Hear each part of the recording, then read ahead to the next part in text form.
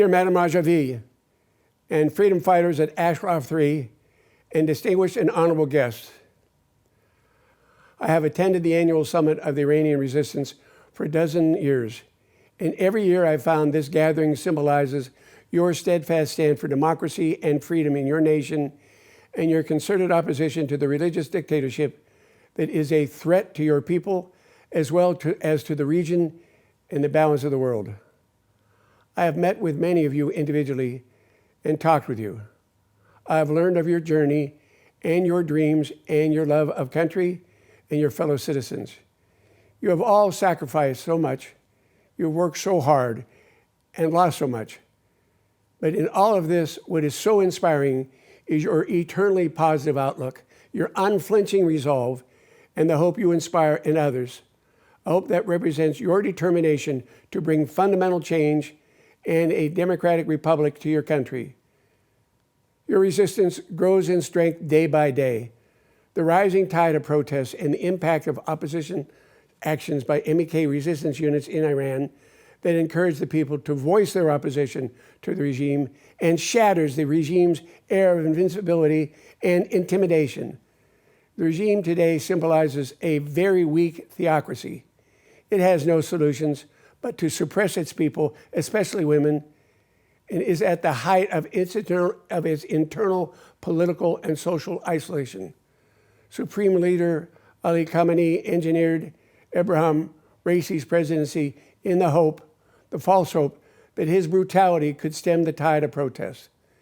The exact opposite has happened. Raisi, as all you know, has the blood of thousands of political prisoners on his hands.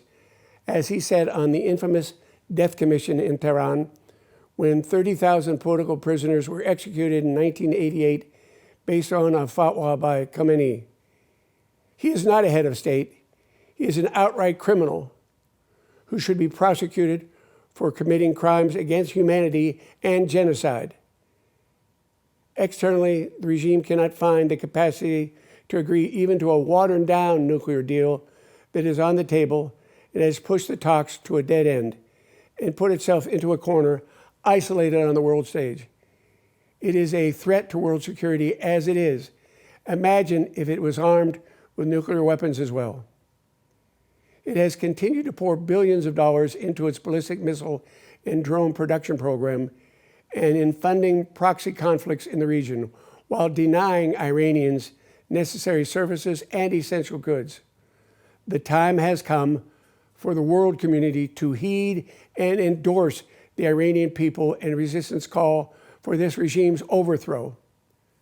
The democratic alternative to this regime is here in the National Council of Resistance in Iran, NCRI, and the MEK that shares our democratic values for a free society based on universal human rights and political legitimacy based on popular suffrage and rule of law, gender equality, and the separation of religion and state.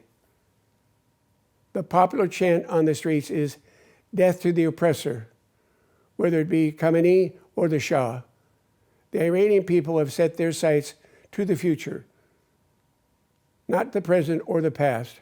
For them, the mullah's 40-year religious tyranny is a continuation of half a century of military dictatorship of the Shah and his father.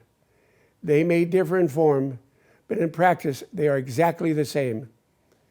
There is organized opposition both inside Iran in the form of MEK's resistance units and outside in the form of the NCRI, which is the most enduring opposition coalition in the history of Iran.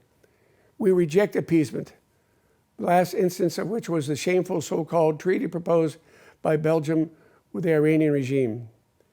This Belgian proposal will allow the regime's terrorists who targeted this very gathering in 2018 to escape justice. Last week, a court in Sweden sentenced an Iranian prison official to life imprisonment for his role in the 1988 massacre of 30,000 political prisoners, 30,000, mostly affiliated with the MEK. Ebrahim Raisi was a member of the Death Commission that ordered the execution.